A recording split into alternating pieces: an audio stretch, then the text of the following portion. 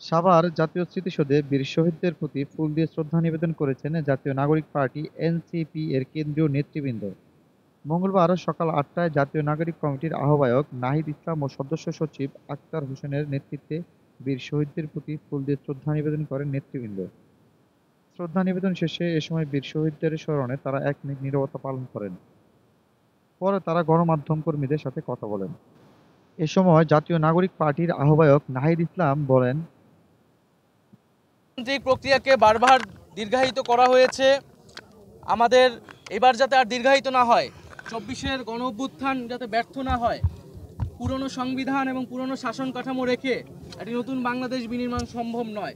কেবলমাত্র সরকার পরিবর্তন করেই আমরা কিন্তু আমাদের জনগণের যেই কল্যাণ সেটি সম্ভব নয়, প্রকৃত গণতন্ত্র বাস্তবায়ন সম্ভব নয়। সেজন্য আমরা বলছি যে আমরা যেহেতু এই ২৪ সালে গণ অভ্যুত্থান হয়েছে, ছাত্র জনতা রক্ত দিয়েছে, আমরা কেবল সরকার পরিবর্তন নয় বরং শাসন কাঠামো সহ পুরো সাংবিধানিক পরিবর্তন করে নতুন একটি বাংলাদেশের যাত্রা শুরু করতে চাই, যেখানে প্রকৃত গণতন্ত্র, ইনসাফ এবং সাম্য নিশ্চিত করা সম্ভব হবে।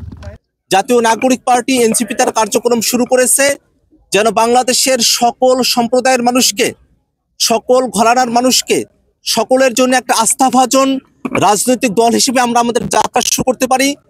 ডান বামের বাইনারির বিভাজনের মধ্যে দাঁড়িয়ে সত্যিকার অর্থে একটি মধ্যমপন্থী রাজনীতি বাংলাদেশে আমরা সূচনা করতে পারি, তেমন অঙ্গীকার আমাদের রয়েছে।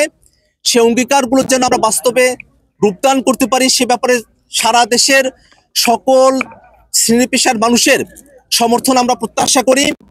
আমরা এও প্রত্যাশা করি যে সারা দেশ থেকে অনেক মানুষ আমাদের সঙ্গে যুক্ত হতে চাচ্ছেন। অল্প সময়ের মধ্যেই সারা দেশের সকল জেলায়, সকল উপজেলায় জাতীয় নাগরিক কমিটি তাদের কর্মপরিধি এবং বিস্তৃতি করতে সক্ষম হবে বলে আমরা আশাবাদী।